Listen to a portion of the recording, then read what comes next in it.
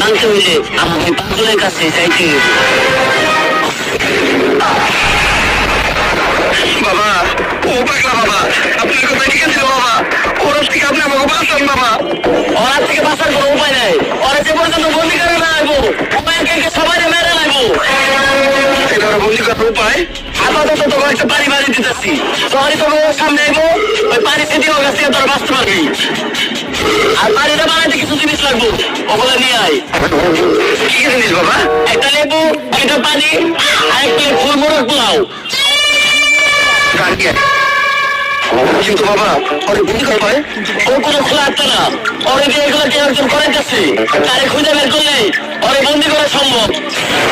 আমার এক শারীরিক তোমাকে দিয়ে দিতেছি, গুটি চালানের মাধ্যমে মানুষ খুঁজে বের করতে পারে। কিন্তু আর ছোট্ট একটা সমস্যা আছে। কি সমস্যা? ওইটা তোরা পরেই বুঝতে পারবি।